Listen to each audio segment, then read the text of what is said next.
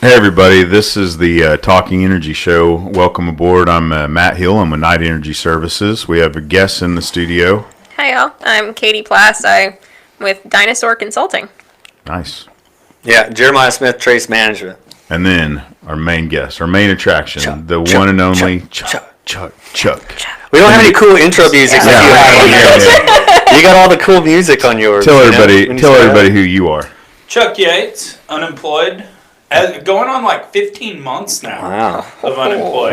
It takes a special kind of sack of shit to be able to go 15 months. What does that change about your mentality? At 12 months, you kind of give up, and you're like, No, he started a podcast and he said, "Hey, I'm such still an unemployed. asset. Podcast. I will show you with my intelligence over and over again through what now? 20 episodes, 30 episodes? I think today's drop was 31. 31. Nice. 31 Part 2 episodes. with Dan Pickering. And what's the name of the podcast? Chuck Yates needs a job. Chuck Yates needs You know, I a haven't even had an offer. No? I mean, I haven't even gotten a phone call. Hey, Chuck, what are you doing? I haven't even gotten a sniff. Well, you got to just keep doing podcasts because insanity works. So sooner or later, someone will offer you a job if you keep doing them. There we go. That will be in the middle of nowhere, like North Sea, somewhere you don't ever want to go. Exactly.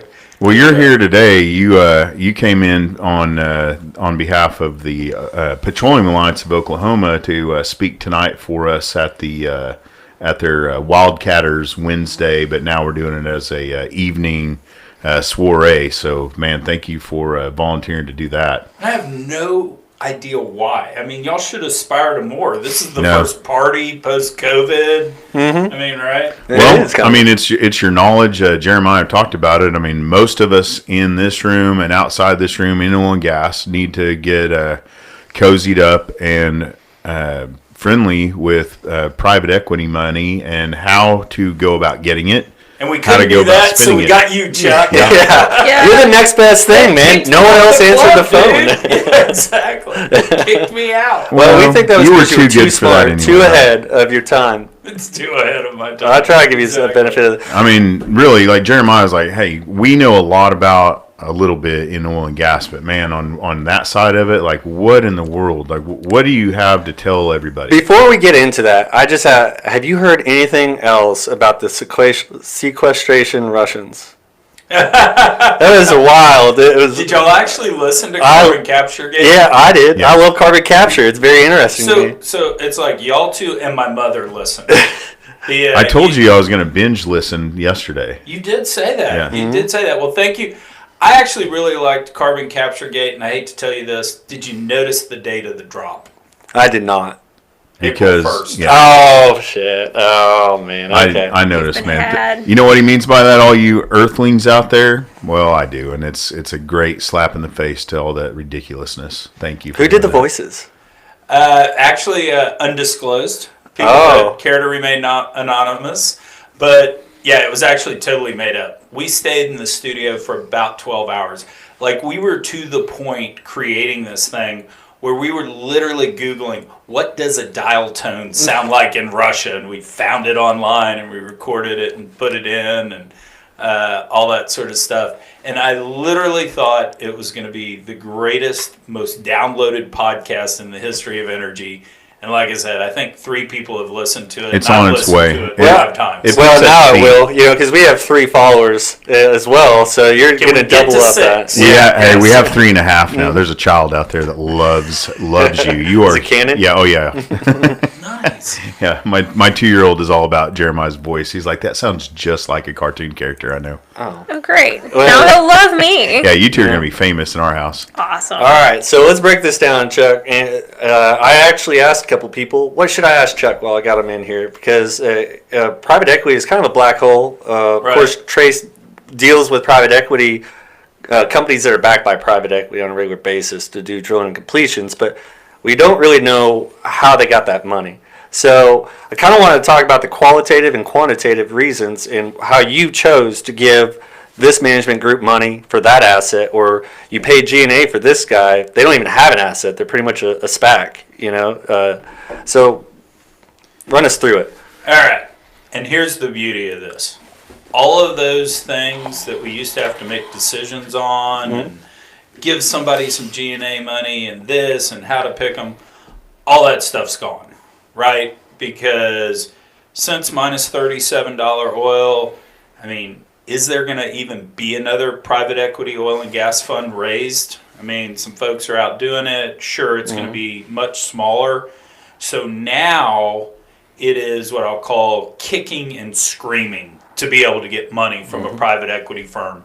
You literally have to have an asset identified, under contract, a team in place, ready to go, a defined use of money, and it has to be at returns that are so eye-popping that you can't even fathom that they're real. And so How fast do they want those returns?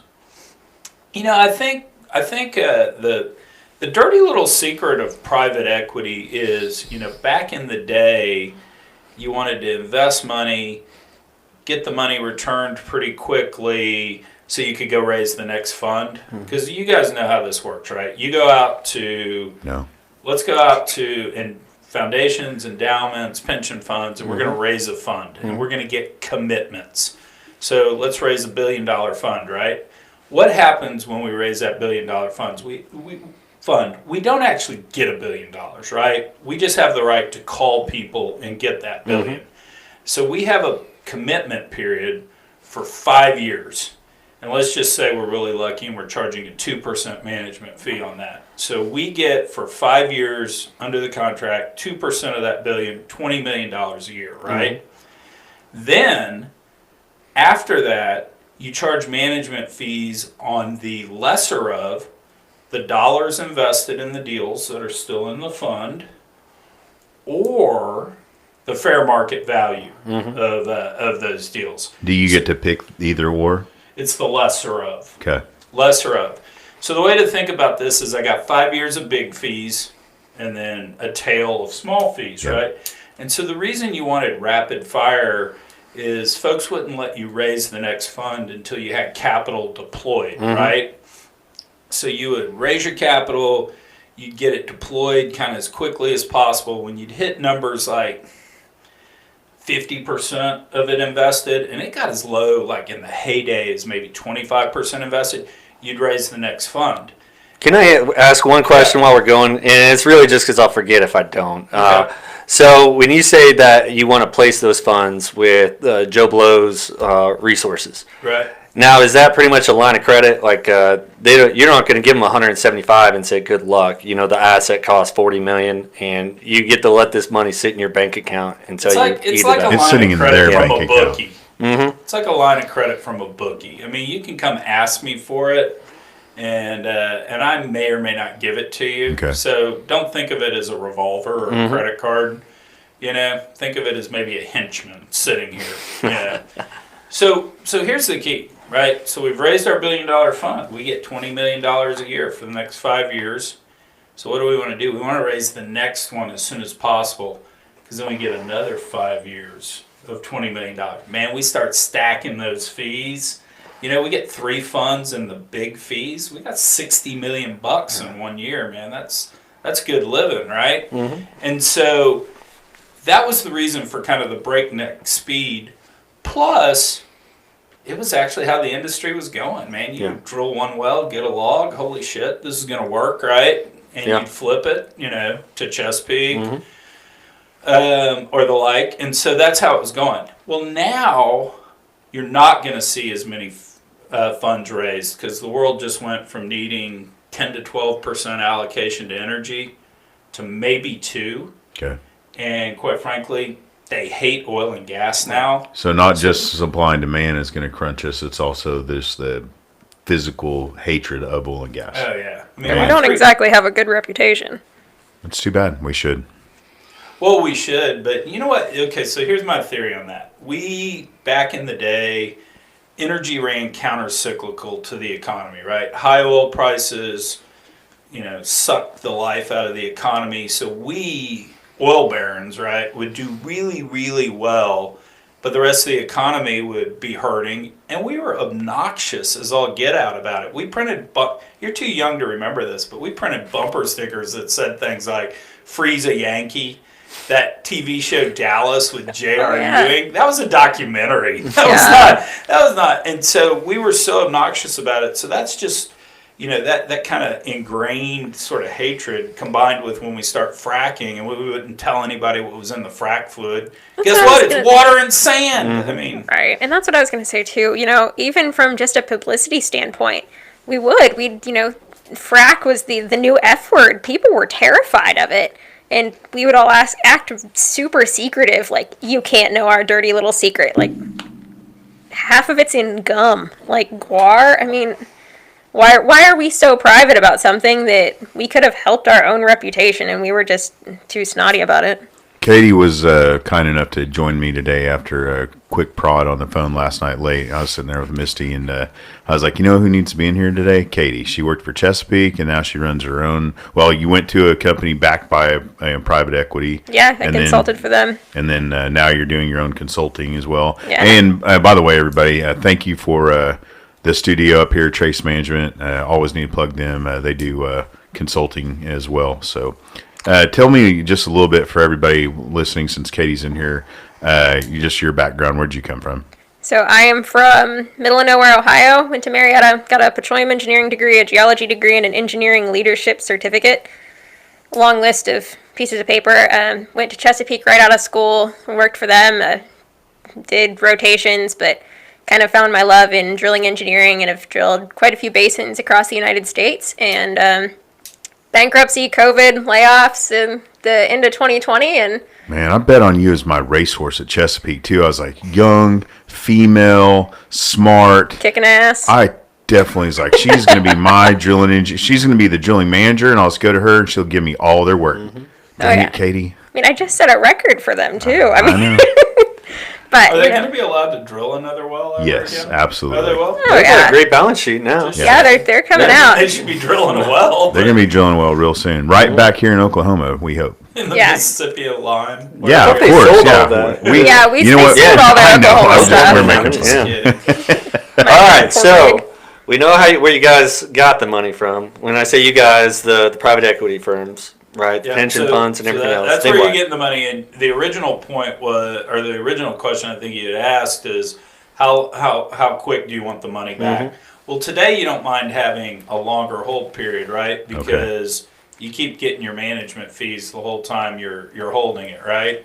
You're not stacking funds up like you used to. So you And got a longer hold period. The risk also is like, I may not be able to stack these funds, so I need to hold on to these and make sure I get my management fees and stay in business. Yeah, and I mean, with a straight face, you can actually tell yourself, my investors are paying a 2% management fee. Is it going to be worth 2% more at the end of next year? That's pretty easy to talk yourself into. It is. And knowing that the assets are dying, what about that? Or like knowing they're drilling dry holes and whatnot. And Yeah, no, exactly. It's we can talk ourselves into 100 oil. sure. We can probably do it in 15 minutes here. Oh, we can do it easy. Yeah. Was it your podcast that I think you said something that you're pretty sure that, we're already heading that way, but at least $75 a barrel this summer. Did I say that? I think so. Yeah, I probably did. Yeah. That sounds like something I would say. I mean, if you're going to go to work for a private equity company, you should probably start raising the stakes right now. Yeah. Yeah, nobody's going to hire me, so it's okay. It's coming, everybody. Watch out. Yeah, I was about to say 15 months of unemployment at this point. It's roaring back, man. Not even a call. What is your I'm out. what's your new private equity company going to be? What are you going to call it? Yeah, that's a good question.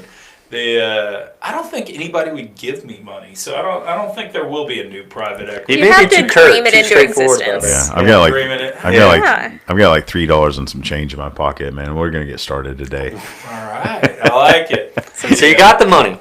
You got the money. You got this commitment. $3.20. Where How do go? you pick your team to disperse this $3.25? Obviously, I'm a salesman. Yeah, exactly. I like it.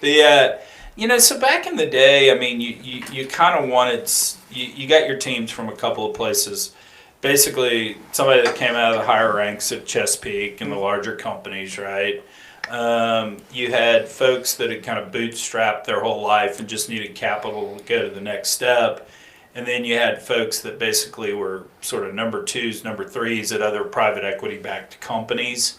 we didn't do so well with people coming out of the larger companies. Just generally speaking, those were more rock star-ish type folks, and they like to do bigger deals and the like. And when I was at Kane, we were kind of 5 guys in a rusty pickup truck, dirt under the fingernails type, and so we generally did better with number 2s and 3s coming out of previous private equity backed companies and or folks that had bootstrapped their way up. Sure. And so, I think what, in hindsight, kind of looking back at things, we did our best with folks that kind of had a core competency, and we had them doing that core competency. Mm-hmm. So like we had one team that had never done a deal outside of 2 counties in the panhandle of Texas.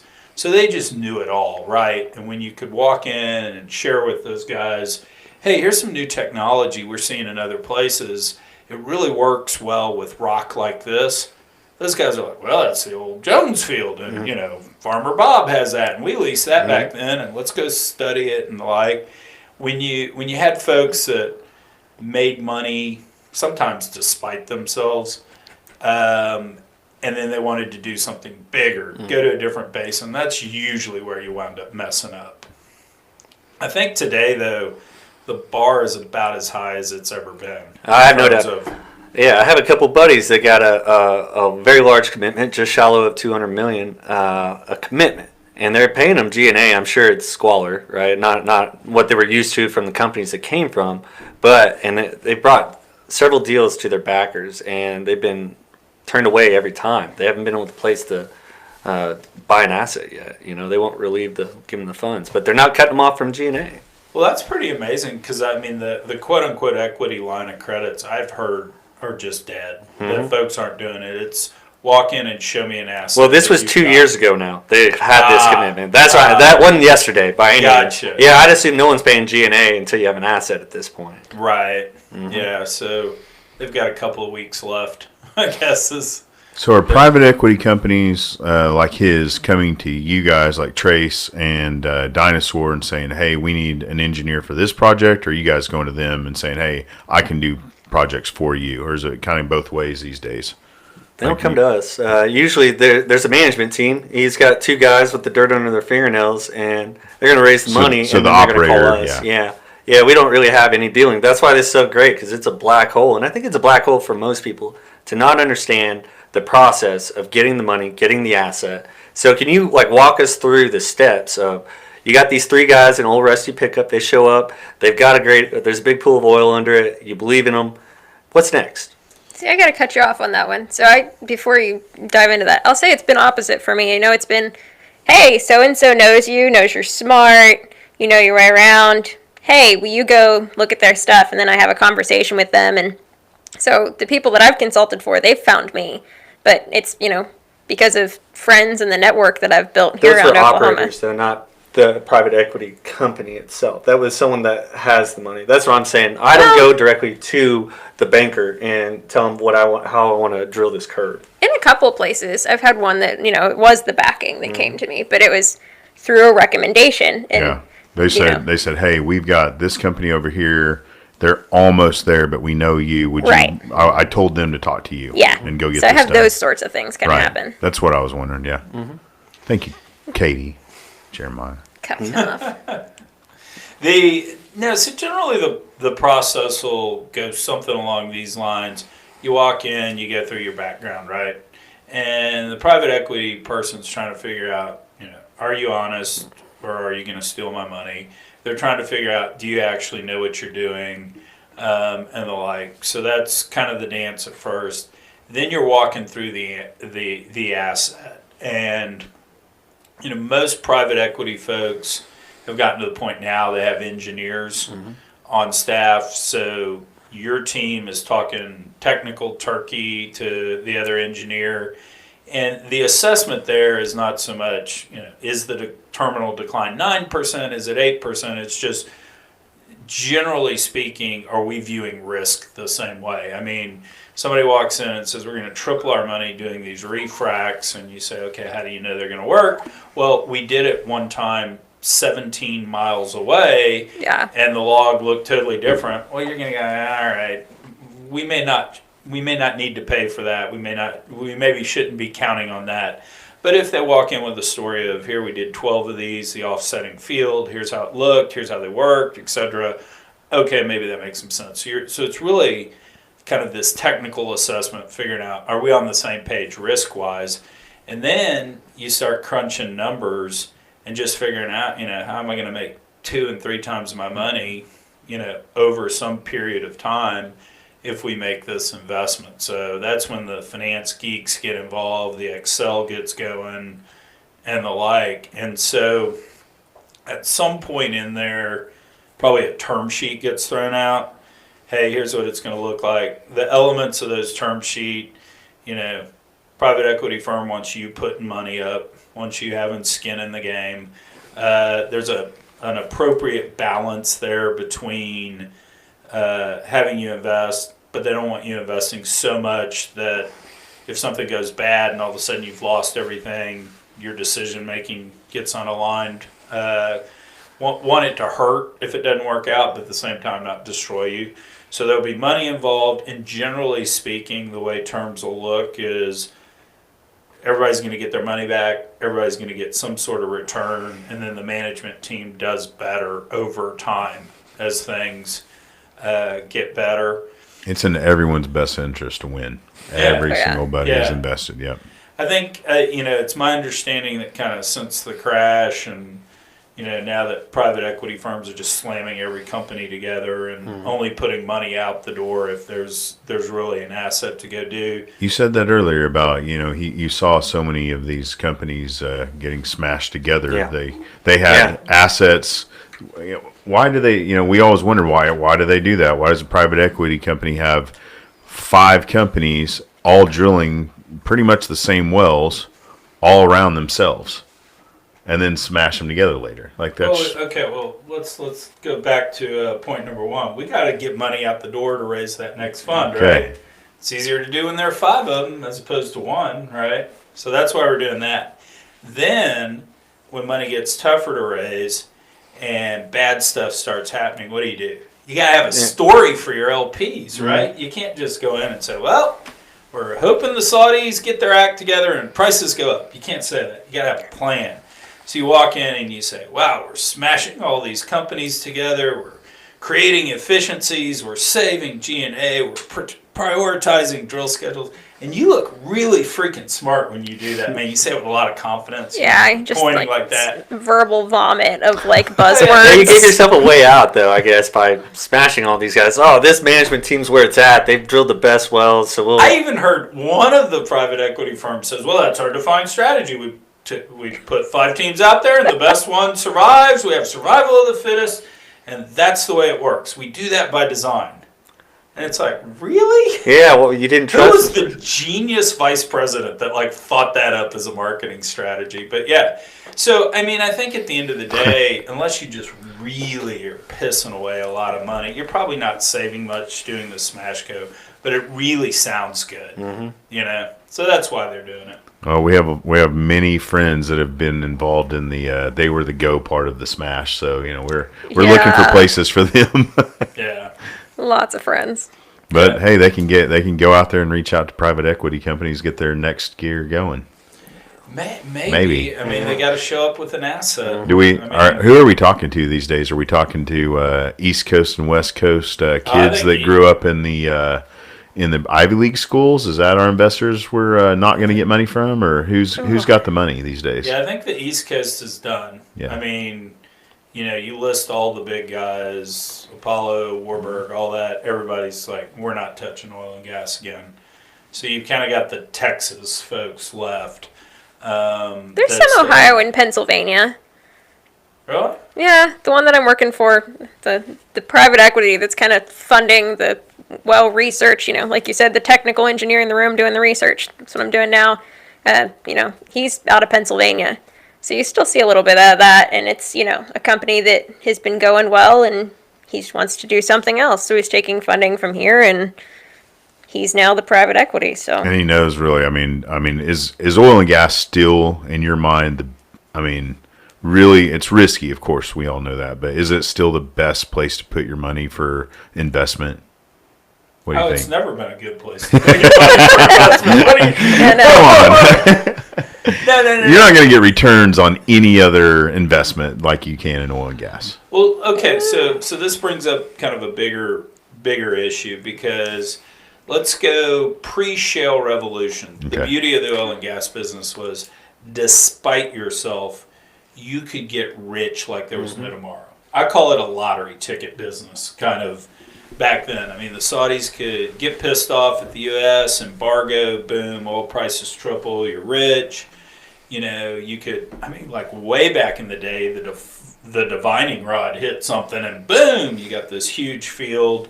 You know, you had 3D seismic during the 90s. I mean, we could all of a sudden image this stuff and boom, you could get rich overnight.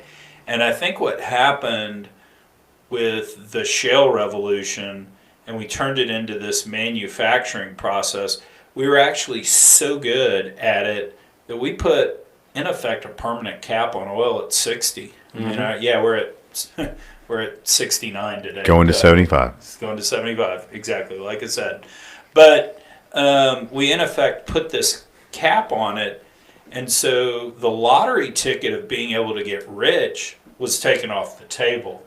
You had a while early on in the shale revolution where you had shale underneath your, oh, look at this, I got the Haynesville. Who'd have thought, And you could go hit it with the big hammer and you made some money. But once we kind of hit most of the stuff with the big hammer, it was done. It became a real business, quite frankly, a crappy business, right? You sell a commodity, you drill with a rig that everybody else uses, you complete the same way as everybody else does because the service company tells everyone it's commodity all along. And it's priced by the marginal barrel out there in a world where Saudis have pretty cheap oil. And so it took away the ability to get rich. And I always hated it when management teams would walk in and say, this time it's different. It's never different. It's a commodity business. But this time it may be different in that we fundamentally kind of changed the business, and it's crappy, and you have to work really hard to make money, and nickels and dimes matter. And does that translate to stability for oil and gas then? And maybe like, hey, look, I know my investment now will make, I'm never going to get rich, but I'm going to have a return. Maybe if you pay the right price for assets to be able to do that, but even that's tough to do. It really is. It's still hard. These assets are still going. We'll do a lot of reservoir analysis on these, and we're still seeing these things going for a premium, which I don't really understand. Everyone's hoping on the come, right? That it's always hoping on that. Well, another big thing now is this, what's behind pipe. They're looking at all these old wells, which Lord knows casing issues, but this whole thing now is, we're going to buy this field. What's behind pipe? What was missed? What was missed? And so do you see companies going in with big reentry programs? Oh yeah, every time I talk to someone that wants me to consult, they're hey, you're drilling. You've got a geology degree too. What's behind pipe? What's there? What was missed? And sometimes we do have some stacked pay, but I think so many people are banking on that now and. And I think they're paying for it, to your point. Yeah. I mean, it ain't free. So, it still amazes me that the huge sucking of capital we've had out of this industry, people can still overpay for stuff. And I think it's because if you own an asset today, even if you're a bank, even if you're a commercial bank and you yanked back a loan and own the asset, you're still sitting there going, well, maybe oil is going to go to 75 or 80. Why do I sell this? And so that's why I think we've seen kind of record low M&A volumes, even before oil hit minus 37.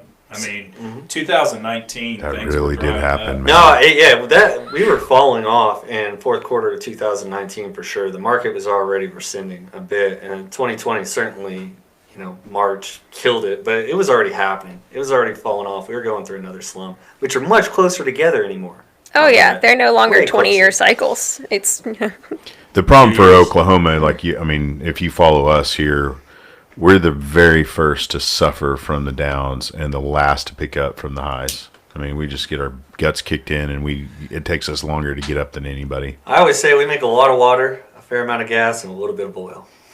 That's kind of what it seems like Oklahoma does, and so it's a Feels lot like harder to that. be profitable. But especially we're with announcing here regulatory today that culture. there's a very, very good chance that we're going to be doing well in Oklahoma. So if you have money out there and you want to invest in oil and gas, here's the place. Allegedly, nothing we say in this studio reflects on Trace Management. So now we're talking Senator, I can confirm or deny Just use any it. allegations at this moment. So you got all this, tell us about the different. If Chuck was like, you know what, oil and gas is actually awesome. I want to invest in. How are you going to finance? You're going to go to private equity. Tell us what mezzanine financing is. Tell us the different creative capital structures that you could use to buy production or to buy drilling. Acreage. You know, at the end of the day, it's actually really simple. There's equity and there's debt, right? Mm-hmm. It's that simple. And all really people do that are in the middle somewhere on the balance sheet is they're putting some structure around stuff, and it makes them sleep better at night. But I don't know that it's really any different and stuff. So, you know, way back in the day, you used to have the private equity guys that we all know about. You had all the commercial banks that you know about. And what Enron figured out, you know what? We'd rather have the volumes, the oil, the gas, etc., because we can go trade that and make a lot of money in our trading system. So they started loaning money, and instead of getting paid back in dollars, they got paid back in set volumes. And that really was the birth of the volumetric production payment. So that was kind of this funky structure back in the day that was a little bit different. About the same time, NCAP figured out, you know what, there's probably some wells that are lower risk to drill, but that the commercial bank won't drill. But it's definitely not as risky as 25 and 30 and 35% dollars. So we'll do what's called mezzanine. We'll walk in and say, don't go get equity from Natural Gas Partners and bank debt from JP Morgan or Wells Fargo. We'll give you all the money, and this way in the old way you were paying kind of blended 12%. We'll take 12%. We're just going to do it all. So we'll loan you this money, and so that was really kind of mezzanine finance, and that went down paths of we'll loan you all the money, we'll just cash flow sweep everything that comes along till it's paid off, and we get an interest rate. Maybe we'll take an override on that, and so that kind of is late 90s, early 2000 finance, and it took various forms of we'll loan you some money, we'll take warrants, we'll take equity and the like. But really what kind of standardized around, let's call it the mid-2000s, is private equity firm and a management team saying, you need $300 million, you guys put up $3 million, we'll put up $297 million, and we'll figure out a waterfall to share the profits, and let's just do that with bank debt. Because of the whole trading aspect of getting a hold of the volumes, that went away when Enron, El Paso, and all those guys kind of imploded. So you would see banks periodically do something like that structure, but really kind of over the last 10 to 15 years, there hasn't been that much in the way of creative stuff. I mean, you've had some debt providers that were in effect just, where a bank might loan, call it 65% of PDP. Maybe the debt provider would do another 25 or 30% of PDP and charge you 10 to 14% instead. Heck, it's actually a little bit better than that. Like a lot of banks, 65% of PV8 is what they. Oh yeah, no, yeah. I mean back in the day, kind of, call it, 2000, the end of 2019, like you were talking. I mean, you had banks that were loaning money like drunken sailors. We used to talk about, what time is it at the bar with the banks? Oh, it's about 11. Okay, so they've got a few cocktails in. Dude, it's 2:30, man. They're ripped. Borrow as much as you can. Yeah, time to get in there, huh? Yeah. Well, we all know that if you come up here to Trace in the afternoon, you might get a snifter or two of brown water. Yeah, we appreciate that about you. A little bit here. You know, we know you have another speaking engagement. Yeah, so we weren't going to get started with our. We're going to incentivize you by sliding that little glass of ice. Yeah, we could stay in here for hours. Sure, we have. Would appreciate that. Me showing Poor up Corey sloppy. Nunez. And another thing. I've brought them other guests like that as well. So Chuck, you decide, you know what, I'm going to start up. Do you go to the private equity? Do you form your team? You say, I've got an asset. How would Chuck do it? How would Chuck do it to be successful? And why I bring this up is for anyone listening that is really curious about how this model has worked, and if it does come back, how for them to be successful. So here's what you do today. No kidding. This is going to sound like I'm joking. You take the money any fucking place you can get it. Mm-hmm. I mean, money is so scarce and is so hard to get these days that if you can get the money and you actually really like the asset and think you can do things with it, don't get cute and, negotiate term sheets and go talk to 12 different sources. You get somebody to sign the freaking document and you get the asset bought as soon as you can. Go prove it. Yeah. You don't worry about 5 to 10 or 15%. I think that is one of the biggest mistakes I've seen. I mean, I have never, ever gone and gotten a beer with a CEO who said, you know what my problem was? Man, I just raised too much money. Never. How many millions of beers have I gotten with people? God, man, if we just had $30 million to weather that downturn, we'd have been worth, millions. Right on the way back. Oh my gosh, if we just had a little bit more money, we could have gotten this asset. So, today with how hard it is to get an asset, and how hard it is to get it financed, man, you get somebody on the hook, you reel it in, you put it in the boat. Because at the end of the day, to actually make some money, you have to get an asset, it has to do well, and it's binary. Mm-hmm. That either happens or it doesn't. My dad's a doctor, and people come to him and say, well, what are my chances of living from this disease? And my dad always says, it's either 100 or 0. You're either going to live or you're not. And so I would tell an entrepreneur today, don't get cute. Get the asset, get in the boat, make money. Because I'll also tell you this, if you do really well, you got a lot of leverage there at the end with the do they start competing for you at that point? Like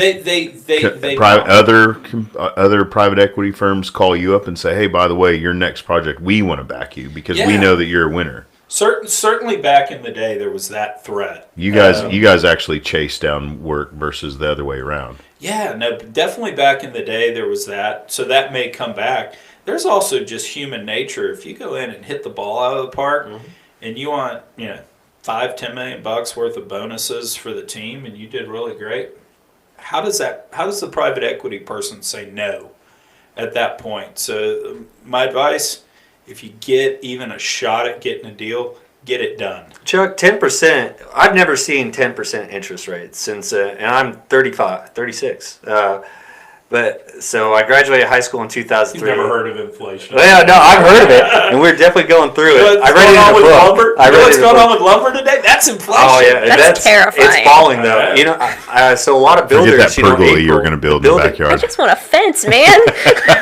But people stopped building houses. It fell like 13% in April, and it's because of lumber and all the prices of the materials. They're like, if I build this house, sooner or later this is going to pop. I don't want to be the last guy that built a house that was 30% more expensive. So what is it? Board feet by the ton is falling 17% in the month of May. It's falling each week. So hopefully we're coming back to reality so I can build a pool house. That's my own selfish reason. Sounds like such a problem. Yeah. Hey, she's not lying when she wants a fence when she goes outside and tans. I came to her house once and she like outside tanning. Is like there's people in the field back behind her like working and they stop working. This was one of those kind of podcasts. I didn't know who you guys were when I agreed to come on. It's a problem. It's a problem because you stopped construction in that other field. That neighborhood is still yet to be built because you're out there tanning. Like They were still working on it yesterday. Okay, good. Well, it was cloudy. That's why. So anyway, what I was getting to, that's why. Like I've never seen 10% interest rates. The most expensive property I've ever had, it was at 7%, and it was a rental property. But I know back in the 90s, people had 10% interest rates on their homes. And I'm speaking outside of credit cards. I've seen 18 to 27% on a credit card. Yep. But when you're saying 10-15% interest, that's pretty hard. What'd you get on your home? Is that too private? Like, what'd you get on your interest rate on your house when you bought it? Because you just bought your house. I just finished building 4 something. Yeah, That's good. Yeah. That's pretty It's awesome. sad that I don't know that number, but it's 4 something. Yeah. Well, but I mean, the way a home loan, generally speaking, in America has been the safest investment in the world. You got Fannie Mae, Freddie Mac, all that backing it up. So Makes sense. Nothing So many backing up pieces your of oil paper. and gas investment. somebody giving you 100% of the money to go make an acquisition of PDP and go in behind pipe wells and drill wells and all that. 10 to 15% is like the American dream, man. That's like free drinks at a casino. I mean, you take that all day long. Yeah, Yeah. personally, I would Yeah. need at least 10% to loan money, right? It's not worth it at 5 or 7%, but it's hard for me to mentally say, all right, 10. I just think about the note payment, even if I'm just paying the interest. But at some point, I'm gonna have a balloon, So like when you're young, sign whatever they put in front of you. Just go ahead. When you get old, like me, I'm not gonna sign anything ever again. But when you're Solid young, advice, all just right. sign it. Sign it. Go get your property bought and do great things with it and sell it and make money. And What do you know? Yeah. I just turned 46. no way. Yeah. You don't look a day over 61. Thank you so much. Yeah. Well, oil and gas has treated me well, Yeah, like I know. everybody else. Yeah. Now you said So that. I was actually, I've hung out with Kid Rock twice. In my I thought Oh, you wow. were Kid Rock when you came in. I was like, "Where's Chuck? You got him Yeah, in the that's car?" an I can't see outfit. this, but he's got some pretty awesome got sneakers. some kicks. Yeah, I was Honestly, judging a I little never met bit. Chuck, but he walks into the office. So I'm like, Jesus, man, you are peacocking today with those Peacocking, shoes. and also, hey, Dave Ramsdenwood. By the way, I met you with shoes. I met him with shoes. I'm kind of liking these, buddy. So this is how freaking cool I am. I go buy these shoes. I go see Justin Timberlake a week later. He shows up in stage wearing these shoes.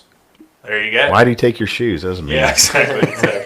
I'm just saying, when you're styling after Justin Timberlake and you're in the oil field, something just isn't quite adding up for me here. Kind of wonder why I got kicked So out. yeah, Chuck needs a job. He It's will wear other starting shoes. to make sense. I'm not wearing other No, shoes. I actually I'm Are they gonna steel start toes? taking advice from him. I'm gonna go that way. Yeah. Exactly. It's great. Thank you for doing what you do. So the second time I hang out with Kid Rock, I go up to him and I go, "Hey, Bobby, Chuck Yates." We actually hung out at the Stony Creek record party. He looks at me and goes, "Dude, rock and roll's been so hard on me, I don't have a fucking clue who you are." And I was like, Oh, "All right, sweet. cool enough." There you go. That's a good story. I appreciate that honesty. Yeah, Just I that bet, dude. memorable. No, it was. But the cool thing about talking to him is because I took one of my music kiddo, I took to see the show, and I was sitting there going, kiddo thought you were an amazing DJ. And because he gets, old school, scratches the albums in the middle of the show. And it was really cool. He lit up. Kid Rock lit up because he's like, I'm a crap singer. I'm a shit rapper. In fact, the background rapper's doing more of it than I am, quite frankly. But I am the best DJ on the planet. So it's really cool that you're kid Nice. like that. Yeah. Seeing me, I'm like, man, I wish he'd quit scratching those records. Now, I I know being, Get off my lawn, kid. So, should we be telling people to go private equity because you become a celebrity? Like you're hanging out with Dave Grohl and all kind of what? Ooh, Dave Grohl? Michael Hart or If Michael- you're in oil and gas and you want to start a well, make sure you go to private equity and get meetings with people that are in the entertainment industry. It all fits together. Yeah, how does that I get happen? it now. How does that happen? You're a And rocker. Can I meet Dave Grohl? We've already talked about what we would do with Dave Grohl. It would be amazing. It was We would inappropriate. That was cool. So the Dave Grohl story is, it's a long story, but anyway, I wind up backstage in Nashville after his show. It's me, Jewel, it's Jewel's boyfriend, and literally just the Foo Fighters. So it's just the 8 of us back there. And we sit around for an hour and we're talking. Long story, but I'm friends with Butch Vig, who's the drummer for Garbage and alternative rock's greatest producer, right? He produced Nevermind by Nirvana. That's where he met Dave Grohl. He's done 5 or 6 Foo Fighter albums, Green Day albums, all Smashing Pumpkins. So anyway, we're talking all about that. We just have the best time.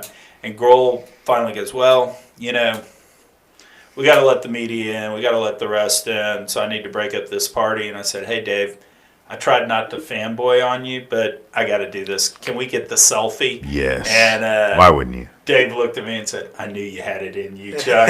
So Dave Grohl's coming, and Foo Fighters are coming September 7th to Oklahoma City. They are gonna coming back. No, Yeah, I they had just tickets announced last it. year. We actually wanted to surprise you. We're getting you to meet Dave Grohl. I would cry. David Grohl, if you're listening to this, I'll see you soon. there we go. What? Nice. Oh, that's so Selfie. awesome. That guy seems like just a really cool guy to sit there and BS with. Is he as funny in person as he is like on? Yeah. Like, okay. Now, what you see is He what cracks you get. me up every time I hear him do an interview, stuff like that. Yeah, no, I mean, what you see is what you get. And he is a Republican and loves oil and gas. Oh, I did not know that. Oh yeah, absolutely. If you're Allegedly. listening, meet and greet, please. Katie Plas. Yes. And Dave Grohl. Yeah, Forever. you think he listens to a lot of podcasts? Do you Yeah. think Dave ever listened Got to a one? shot. I don't know. I had Pete Stahl on, and Pete is lead singer of the DC punk rock band Scream, and their second drummer was 18-year-old Dave Grohl.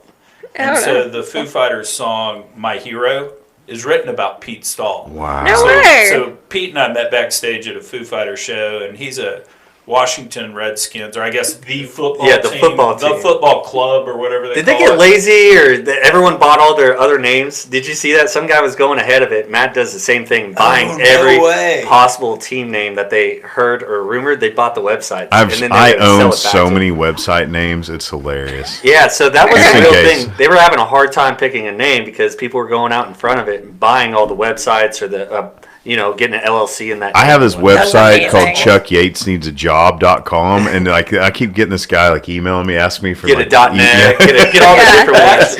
I actually was able to buy that one. I think for the $18 from GoDaddy or whatever. Dang it. That's was. amazing. All right. You got ahead of your fan hysteria there. Yeah, exactly, exactly. No one else thought I was worthy of a job, so no one bought the band. So- Pity. They were like, we're not going to charge it more. Yeah. After private equity, like what in the world? How did you transition from hey, I'm laid off right now, and I love all this podcast stuff. Like, when did you sit down with a microphone and get started with this? Yeah, I just love to hear myself speak. Yeah, that's I mean, it was.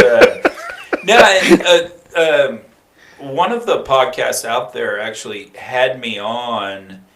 Call it July. Okay. So I get shit canned late April, sitting around doing nothing, eating bonbons, watching Oprah. Cheetos. I don't believe cheat any of bag. this. Exactly. He stayed in Tidy pretty good whities. shape. Mhm. Exactly. And then they had me on. Oh, and you ought to see the picture. I mean, it was like Duck Dynasty beard. I mean, it was just horrific. It's all gray, just horrific. Hadn't had my, gotten my hair cut, so I just looked horrific. And I went on, and they normally go, call it 50, 60 minutes, cut it back to 45 and rock. And we wound up going 3 hours. And they called the next day, and they said, hey, man, it was great. Really enjoyed it. I said, when's it going to run? And they go, well, after we cut out the 23rd F-bomb, we decided we just can't edit it. We can't use it, Oh So I was wow! like, yeah, so there is Chuck Yates, the lost tape out there with lots of F-bombs. Man, I would have ran that. I don't know. It was, let's say I'm a little more refined in my podcast. You are, now. yeah. So you actually evolved. you love doing that show though, and it got you interested. It was fun, and they talked about hosting it, and it really just kind of made sense to go with the Digital Wildcatters guys. And Yeah, I heard you say that. Like you talk to them, and you're like, you know what, you can have my show. Like I'll be on there. Yeah, that's our official business relationship. Yeah. I hand them a podcast, and they can publish it or not. I mean, I guess you heard the story, but it was kind of funny because I call up Colin, hey, you want my podcast? He goes, sure. And I go, any advice? He says, yeah, don't bring up pedophilia. I'm like, what? Why would you think you need to say that to me? Right. But Rampant then- profit You look like that more or less, guy, I guess. Well, and what's Yes. funny, they even brought that story up in the first place. Is one of the people he had on his show had a background in like criminal psychology, was it? And she kept like look, and you're like, okay, I'm gonna just tell you the story. Like you seem to feel guilty when you're telling. well, what was Not so, guilty about that, but What was so funny about it is the first podcast I give to Digital Wildcatters, I had two anonymous energy finance Twitter folks on. I had BRV and I had shale unikitty. And it took me about 3 months to figure out that shale Better than unikitty Dinosaur. was actually a guy Hey. as opposed to a female. Because the picture is a lovely blonde, you know? And so anyway, shale unikitty and I are direct messaging back and forth, and says, I'm going with the kitties down to the pool. And I'm like, all right, well, send the sluttiest one down to Houston. And I get this response back, dude, that's out of line. I'm like, oh my God, you're talking about your kids. I thought you were like sorority girl, you know, with the other sorority girls. So we tell that story to start off the podcast, and we're laughing. And when I sent that to the Digital Wildcatters, Colin goes, oh, I'm going to go listen to it right now. And 5 minutes later, he's like, dude, I said no pedophilia. Oops. Came full circle. All right. Anyway, so y'all aren't on Twitter?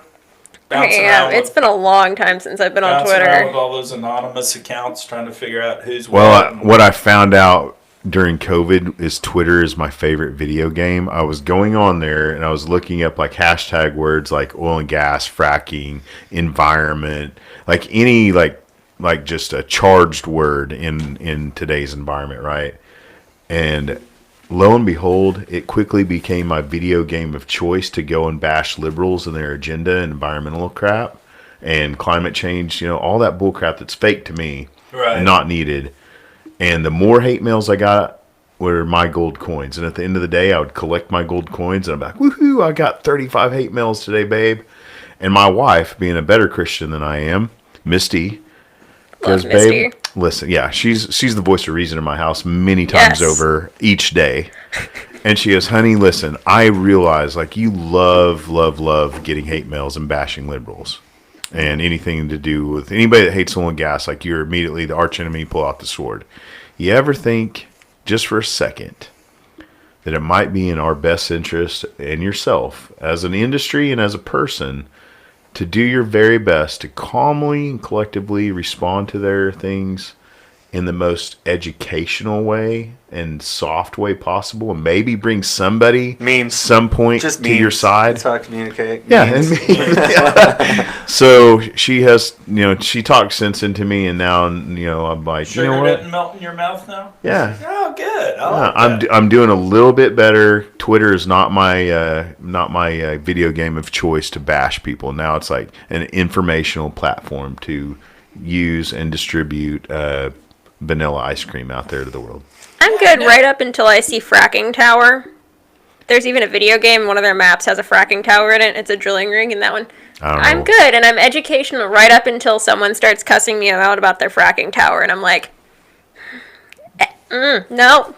Why don't you just invent a fracking tower? Is what I don't know. Seems like you already got marketing. All right. You got name recognition. We have an amazing story there. Yeah. We really actually shouldn't be fighting. You know? We're not fighting No. Well, anymore. Now I think we're all under the same impression. that's like, a you know good what? segue, though. Like, what do we got to do to clean up the image? Like, ESG is a big key thing Yeah. right now, environmental, social governance. So, like, what brings the money back and changes the image? Stop calling it fossil fuels. Start calling it hydrocarbons. Like, what do we do, Chuck? You know, Dan Pickering and I got into Black this. gold is a good one again. We could go back. Oh, yeah. Take it back. Retro names. Vintage. See, Dan and I got into this on, so the last two podcasts I've dropped have been two-parter with Dan. And I actually think we're dead. I don't think it ever comes back. And Dan disagrees with that. Dan says, you know, look, you got two problems: the red problem, like the Dan. green problem. Team Dan. Yeah, exactly. The red problem is worse than the green problem. So you start generating returns, you start making folks money, and at some point, ultimately, the CIO has to have exposure to industries that are doing well, because if they don't, they're not going to. But those other industries for energy are propped up. I mean, it's all bullcrap. Like, none of those make any sense as far as science-wise. They can't produce the amount of energy we need. So we have to have oil and gas. So it's not a matter of if we're going away. We can't go away. Not tomorrow. I mean, but you have to invest in those technologies. We can go play grow. with them, but I mean, is there a future? I don't know. Yeah, no, I mean, I think decarbonizing. Nuclear works, and we're not doing that. Yeah, decarbonizing. I mean, it's real, and it's not regulatory. It is consumers, investors, companies, and it's a tidal wave. Yeah. And so you ignore it at your peril. So the ESG thing is real. One of the things I'll talk about tonight is, it is this tidal wave. It will also be a bigger bubble than the shale was. And at least the shale, we provided energy to the world at, call it $40 oil, which led to the growth of Amazon. I mean, they're not sending all those trucks around if oil's at $200 a barrel. So there was a societal benefit from the cheap energy. Bunch of wind towers and solar plants are going to fill up the garbage sites. Definitely. Over time, not have tangential. They benefits. were burying them in Wyoming. I guess I was like, man, there's a business opportunity, and I guess it's the film and stuff they use on those blades that makes it hard. I was like, let's mulch it up and use it for insulation. Let's do something, because right now there's a put it in our asphalt on our roads. We always need roads. I know that's right, but they're burying them in landfills in Wyoming. So they're double dipping. You're getting subsidized to build the windmill or the solar towers or whatever, and then the government's also paying for you to dispose of them in a lot of cases too. So that does need to change, or at least all the batteries too. This is the kind of stuff that I get my gold coins on Twitter for. I get really mad about it. Well, and I mean, but the whole problem with all of this that you can use when you're arguing with your liberals is, in the pool you don't have a peeing section and a non-peeing section, so we can unilaterally disarm all we want, and if China and India decide not to, guess what? It doesn't matter. Yeah. It's all one atmosphere, and so they're like who was saying that? Like they're one generation away from, just being on a farm and burning, feces for fuel. At no point are they worried about their environmental footprint. They like finding out that they have energy when they go drill. Yeah, that's just emerging economies. They have a hard time, but I would actually disagree with you, because I think we have to be, just because someone else isn't doing it doesn't mean we should not do it as well. Oh yeah. No, I'm not arguing that we shouldn't decarbon. I'm just saying, in effect, if we're going to unilaterally disarm, we're going to put what other business out there, when ultimately the consumption of the product is the problem, do we shoot the supplier as opposed to the consumer? I mean, drugs and oil, right?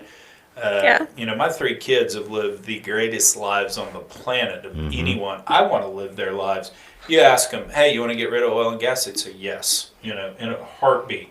I always say, great, stop using their product and they'll go away. But same argument we've had. Like, we told people, like, fine, strip down naked, walk into those woods. We'll see you. Good luck. Yeah, yeah. But no, I think what that means is, so we're going to unilaterally disarm because we're going to run the oil and gas business just out of business here. Means they're going to produce it in places that don't care, Venezuela, Saudi Arabia, Russia, etc. So the environment's going to get worse, and we're going to be, the only solution I really see is somehow we got to suck carbon out of the air. Yeah. It's carbon sequestration, because name a generation that has literally led a lesser standing of life than the previous generation. None. And you can't do that without hydrocarbons. Yeah.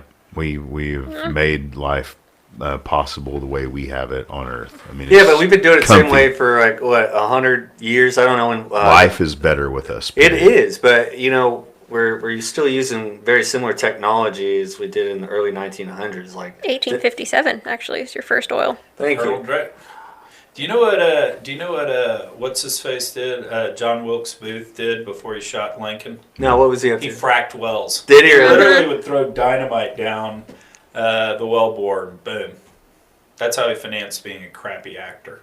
That's fantastic. Yeah. No, but so it's going to end one of 3 ways. This is how it ends. Number 1, there's a catastrophe of some sort. Al Gore's right. Greta's right. The world catches on fire, and we've got to do something about it. The United States actually, generally speaking, does pretty well in those scenarios. Yeah. World War I, World War II. So that happens. Number 2, The greatest country on Earth. Well, number 1, would you say like a massive, we're saying the size of Rhode Island broke off the ice shelf? 2 weeks ago. Yeah. Like, I don't remember how many square miles, but it was hundreds. Yeah. A big piece. So what is this catastrophic event in your mind that causes us to...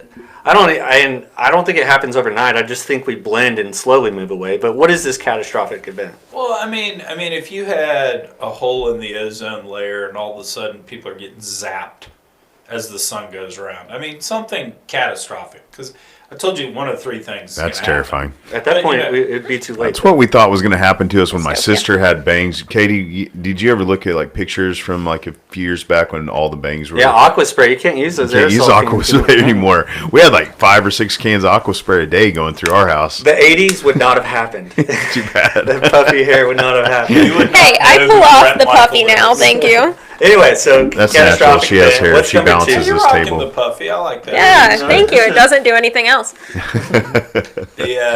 Okay, so something catastrophic, and I don't even know what that is. Something that causes Leonardo DiCaprio not to fly on a private plane. Two is environmental dogs and cats sleeping together, you know, mass Right. hysteria, right? I hope he takes Titanic too. Oh, no.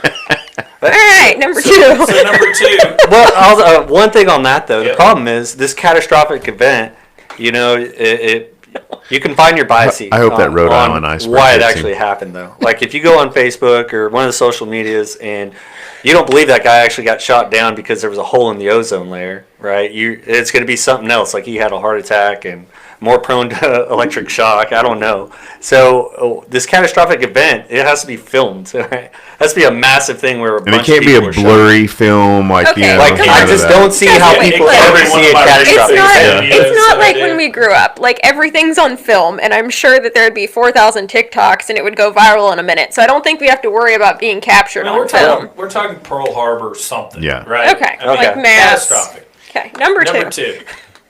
China, India, the United States sit down and we just figure how we're going to reduce carbon. Mm-hmm. Quite frankly, there's a deal that could be done and should be done, and it should really happen soon in terms of maybe the United States finances at low interest rates, not your 10% lower, but natural gas infrastructure build in China.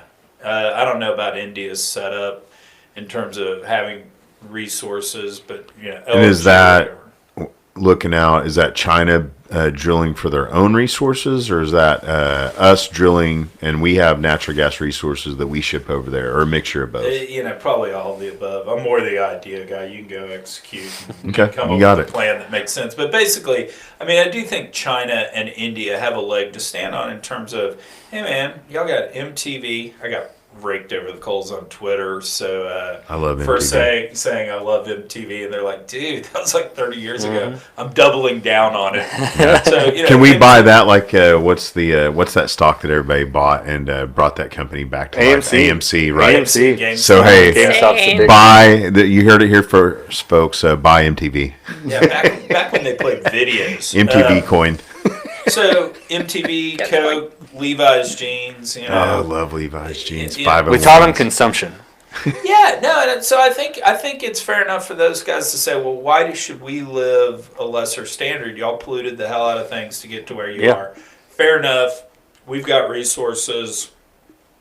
We'll in effect finance it so y'all skip coal. Just stop. Stop the 3 plants every week or whatever you're building. Go to natural gas because that'll at least turn the trajectory in the right way.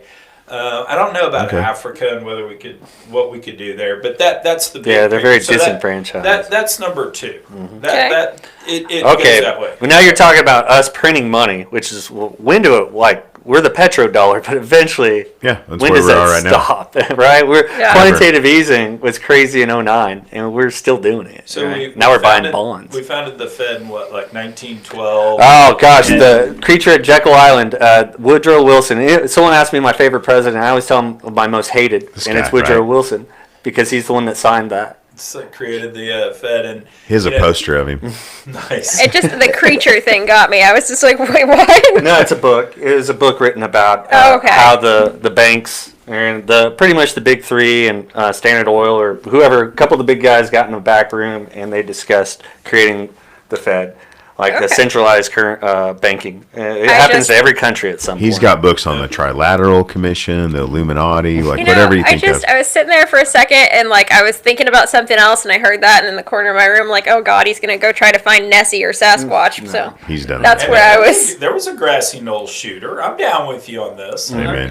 No, this is not a conspiracy. This is just a book, right? It's based. It's an island. Jekyll Island is just it's an island off the East Coast.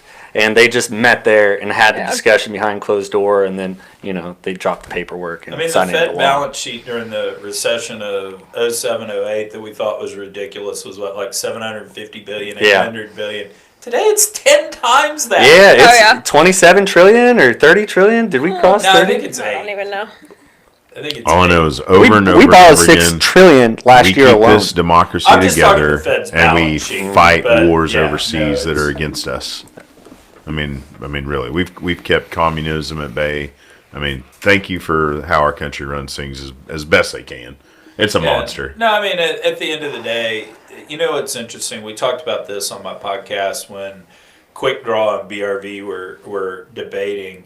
If you actually listen to the rhetoric from the right-wing nuts like Proud Boys and QAnon and all that, and you listen to the left-wing nuts, the various groups there, Antifa, etc., the complaints are the same. Yeah. It's about being disenfranchised, etc. And, the thing that causes all that is, in effect, the devaluation of the dollar, because poor people get a paycheck that's denominated in dollars. They don't own stock of Amazon. They don't own real estate and the like. And it's literally, that's the way that politicians can tax poor people. And they don't know it. Gotcha. Yeah, it is crazy when I listen to these, and I'll listen to different politicians talk about it. And what our big things are always, it's abortion, religion, which kind of tie into it, and non-regulation. I love regulation. I absolutely love regulation. I think it's great because every time we loosen regulation, we get a bubble, which we're going through right now. Yeah. So interesting. Yeah, I don't know. Yeah. So number 3.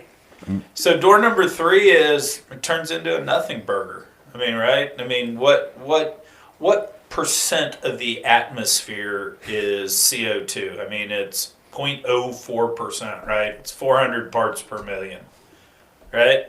And all of the global warming, hysteria, bad stuff is based on the assumption, because we've gone from, call it, 250 parts per million to call it 400 or 425, wherever we are, and we're extrapolating linearly the same increase in temperature and all that.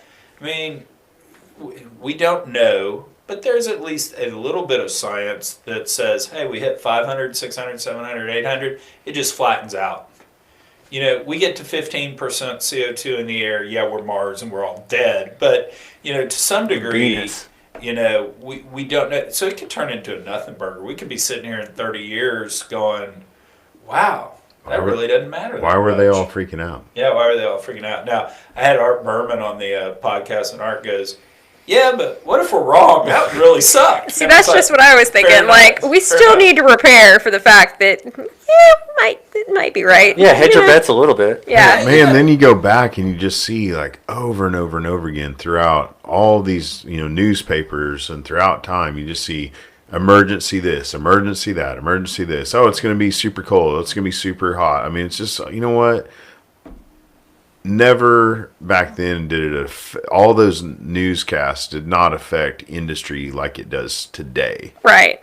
And it doesn't affect people's lives and pocketbooks like it does today. I mean, for the most part, I could wake up, never watch the news, go about my job, and my life's going to improve. And nowadays our politics can, be detrimental to our lives these days. You know, the flip of a switch up there in Washington or heck locally, we could have another tax on our wellhead and all these rigs lay down and go out the door. What rigs?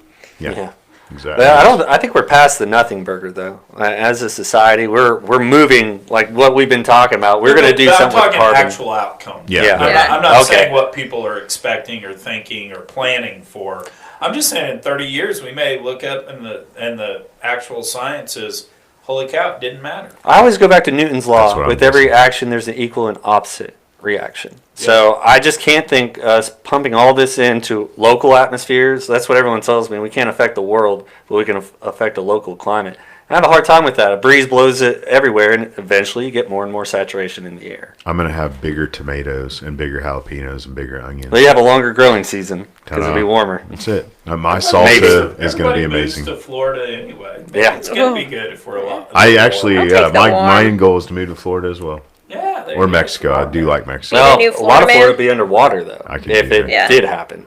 That's bull. That picture where the Statue of Liberty has the same water line as it always has, stuff like that. Like, our water's not going up. That's Yeah, I don't know. bananas. I'm only just talking about the big fears. I guess devil's advocate, playing the other side. I don't know the right answer. Yeah, I just worry it's, like tobacco, back in, 50 years ago and even farther than that, there's people starting to say, oh, this causes cancer and this is bad. There were a bunch of people saying, nah, you can, smoke all you want, smoke when you're pregnant, you're fine. Doctors actually endorsed it.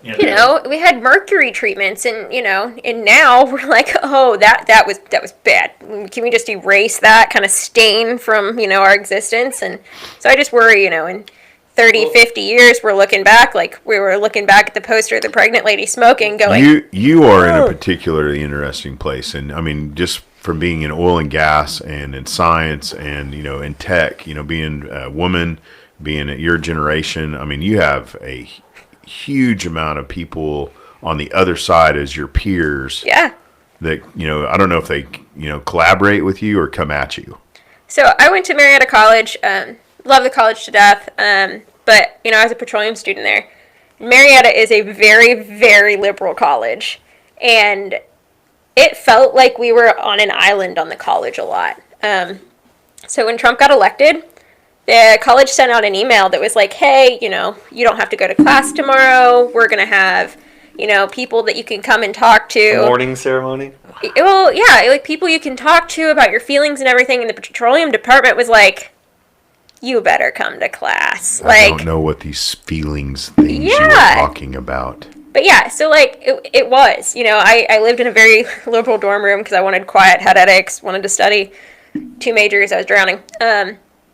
So I had my friends over and they're like screaming that Trump won, and above me, like the girl came down and she's very liberal. Her boyfriend was a petroleum student, and she's like, I'm so sorry. They were loud. Like, she's very upset, and she's, like, crying. And in my room, they're, like, doing shots, and they're excited. And I was just like... Fascinating. So, but it was, the newscaster on the mall the next day, so we had the mall, the center walk, was, like, asking about my opinions. And I was like, oh, I think Trump has the ability to maybe do some things here and there. And he's like, you're wrong. I was like, I thought this was supposed to be unbiased. I thought this was and he's like, that is unbiased. That shouldn't even matter that much to a college student. Like there was a time short, period ago where we probably didn't really know who the president was at all. Well, and that's the ultimate irony of the whole thing. I mean, the one who literally changed the direction of thought in the United States was Ronald Reagan. Yeah. Government is the problem and all. Yet he restored confidence in the government, and now it matters. Total Everybody irony. fights over who the president is. Back in the late 70s, no one really cared. No. He was the father of trickle-down economics. Yeah. And that is pretty terrible, by the way. I don't know. I don't know. Oh, yeah. Well, just look at the concentration of wealth. Because of that, it's not trickling down. We're just automating. I am for profit, and if somebody figures out how to do it, good for them. Well, two points on concentration of wealth. One, I'll be the poorest guy on the planet if my standard of living's here. Sure. So I think part of this concentration of wealth is just demonizing folks and all that. Because, I mean, you look at poverty today, the average poor person has washer and dryer, they have cable TV, they have an iPhone. In the United States. Yeah, in the United States versus, 50 years ago, the standard of living for a poor person. So do I really care if Jeff Bezos is that rich when 97% of all Americans have cable TV? No. Well, I do care about his lack of taxes paid by Amazon in general. Like the tax structure and all that. Here's kind of the issue. I like the guys that can make deals like that. I mean, No, I don't want to stifle innovation, but Jeff Bezos can only wear so many pairs of pants. His velocity of money is not good enough to get it circulating through the markets to get into other people's pockets to keep our consumerism going. Yeah, but if you look at this, and we can simplify this down a little, and tell me which assumption you disagree with, about half to 2/3 of the nation's income, if you will, runs through the government, right? Mhm. Income taxes, property taxes, capital gains taxes, the like, right? How many jobs are created? How many jobs are there that people work for the government versus the other half of the income that stays in the private sector, and how many jobs do we have?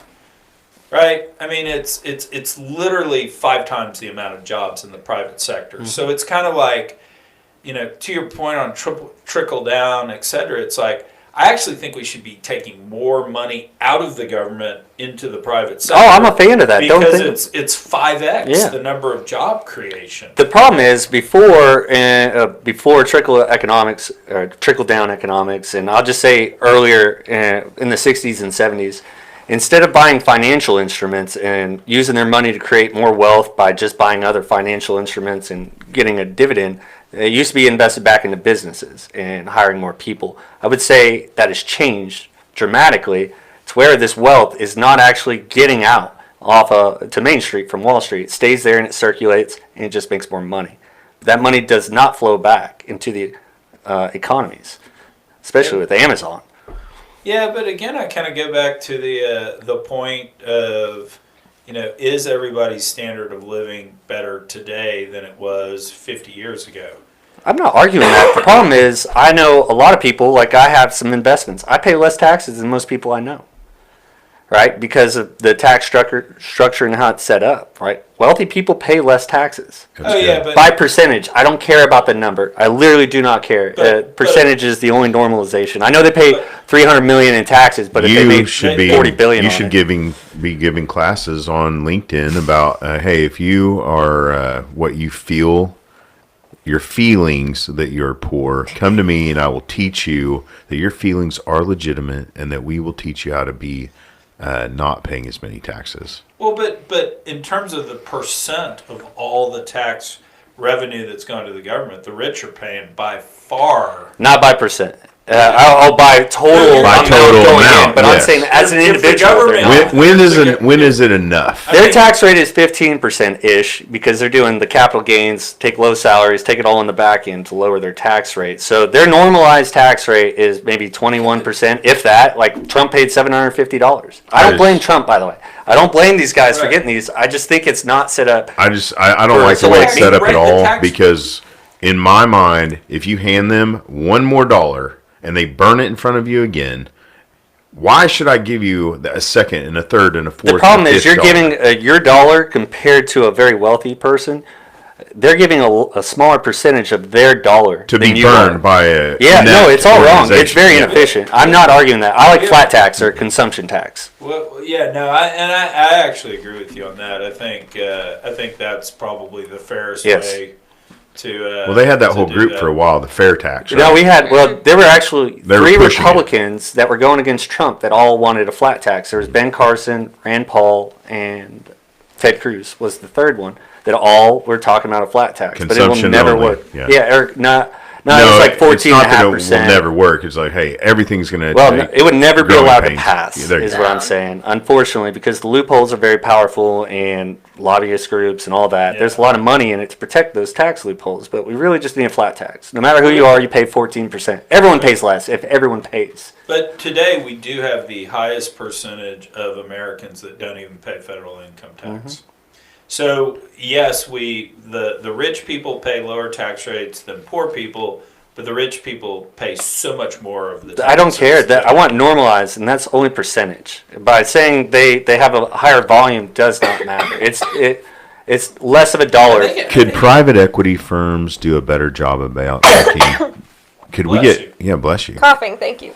Private equity firms, and what we're saying is they need to make poor people rich. There we go. There we have it. That's the beauty about oil and gas. The takeaway is invest in firms that are going to go private equity and get into oil and gas. If you're out there investing in solar or wind, it's a no-win situation. Just invest in oil and gas. Get rich. I actually think it goes back to the point we talked about earlier. It really is the devaluation of the dollar that causes poverty. I would 100% agree. That's taxing poor people. Because at the end of the day, I mean, when you devalue the dollar and you own assets, Bezos owns Amazon stock, so he doesn't get any poorer when you devalue the dollar. The person getting the paycheck gets poorer every day. Yeah, and that's always my concern. And then they concern. turn around and go out and buy crap like Dogecoin. Like, it's their own fault. Just go to work. Get up off your couch, stop sucking off the teat of the government, and get to work. So that's an interesting thing. These people that were sucking off the teat, I don't really agree with that. We have friends that have been sitting at the house for the last year. They're engineers or someone that was making 6 figures. You want them to go. They paid into the system. But you're stereotyping all of them. You're just talking about the people that make minimum wage. You know don't what want to I'm get a job. talking about. I'm just saying, it's interesting that no one wanted to go to work, and now you have several states saying, "All right, we're pulling that $300." All the people that you and I know wanted to stay working, and they've done everything they could. Well, everyone else does, but. Okay, and I have a real quandary with. Work? I don't know what the hell y'all are talking about. He wants to go back to work, whatever. The quandary I have. But when you go back to work, please be the boss. No. When you talked about being unemployable, that's what I mean. Like, you should probably be the boss. No. I did have my Jerry Maguire moment in July where it was more the mission statement. Okay. You know, So I decided I wasn't going to drink during quarantine, just because that wouldn't end well, right? I'm living by myself out in Richmond, Richmond, Texas. Start drinking, it's going to eventually turn into waking up, having a cocktail. So I stopped drinking. It's not a cocktail if it's Irish cream, by the way. It's coffee. Oh, okay, I didn't know that loophole. I'm glad. You're welcome for that. So in coffee. July, I got on a Zoom happy hour with some friends, had a bottle of wine, cheap drunk at that point. Another friend calls, open another bottle of wine, pretty tipsy. I sit at the computer for 24 hours. I do write a business plan. I called it the manifesto because at that point in quarantine, I'm going, the Unabomber was just misunderstood. That guy might have been on to something. So anyway, I did write a business plan, and literally number one on that business plan was I will never manage another person again. So okay, yep, nice. Any company I start will have a company of one. one. That's me. Yes, that's fair. So now that we've gone to the Unabomber, I'm gonna sidetrack and take over the conversation for a moment. Matt knows exactly where I'm going with this. So I will say one of my favorite things about the oil and gas community, and I will preach about this until the day I die. We give so much back to the community. And, Oklahoma education is, dependent on oil and gas. But, so I am a very active proponent of SPE, Society of Petroleum Engineers. And every year we have a Mardi Gras gala. This year it's the Masquerade Gala because I was hedging my bets and, Masquerade in case we, couldn't do it. Yeah, see? Thank you, Brittany, for the help with that. But anyway, so we hold this charity gala. It benefits the Willow Springs Boys Ranch. If you've never heard of them, it's this Christian boys ranch out in Chandler, Oklahoma, and it's fantastic. Matt helped us. He cooked, and we had a work day there, and it was fantastic. If you ever have a chance, go. Willow Springs Boys Ranch. Look them up. It's fantastic. Near and dear to my heart. But anyway, so we have a charity gala, and this year I am struggling hardcore. We need sponsors, and more than that, I don't care if you don't want to sponsor. If you are anybody out there, any company out there, we need auction items. We have silent auctions and live auctions, and all the proceeds from that go to Willow Springs Boys Ranch. Right now they have 2 houses out there, and they can only afford to keep one open. How can they get a hold of you to be part of the Masquerade Gala? So my email is katie.plas@gmail.com. He will link it somewhere in a bio somewhere. Yeah, and then they can also go to the SPE website and find the Oklahoma City chapter. SPE Oklahoma City chapter has their own website, and the Masquerade Gala's on there. And there's an Eventbrite where you can buy tickets if you want to go. Sponsor. Please sponsor. Please donate. Yeah, and if you don't want to sponsor, honestly, even if you're a small oil and gas company or not, bottle of scotch, we can raffle off a gun. Private equity firms are welcome to pitch in as well. Yeah, it's a great place for... If you know any. Yeah. You I could, got kicked out of the club. They don't take my phone call. Dave Grohl and Kid Rock, Yeah, you're welcome Dave to Grohl, call I am and sponsor begging Will, you, Will if you Smith. will help me Autographed out. nipple fatty hoodie. There we go. Anything. I'm willing to contribute. Oh, dude. Yeah. We'll get you a ticket to Dave Grohl's concert. Trace You just need Management some- will Yeah. be a sponsor. That's what Yeah, Jeremiah but- told me earlier. But seriously, guys, like, we are hurting for auction Allegedly. items. We are hurting for sponsorships, and we could really use y'all's help. That's how Matt got me on here today, because he promised that I could plug that, because we are struggling. And if you want to go, it is a blast. I know you've gone and you've gone. Yeah, It it's a lot of fun. is a party. I we don't have a get to casino dress night. it. So the one night a year I get to dress in a tux. It happens to be an oil and gas event, and it's fantastic. And Oh yeah, casino night, great Casino food. night. Where Oh. is this? What if you time? like oil and gas, you get to roll the Date. dice again. Yeah, so What's it's the date? August 21st. It's the day after my birthday. You want to come celebrate with me at Oklahoma City Golf and Country Club. I think it's either 5 to 11 or 6 to 11.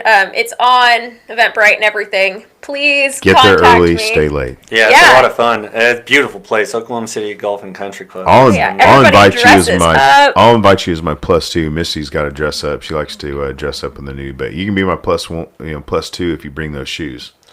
I like the way you're winking at me when you said that. Yeah, a little bit of wink. That on the camera. But yeah, please, y'all, come help, come out and have fun. You should come. Yeah, I got to get Please. you out of this It podcast is a too. blast. You're about to have to go speak at the Petroleum Alliance, another great organization here. What can we plug for you? What's your podcast again? It's called Chuck Yates Needs a Job. Get him a job.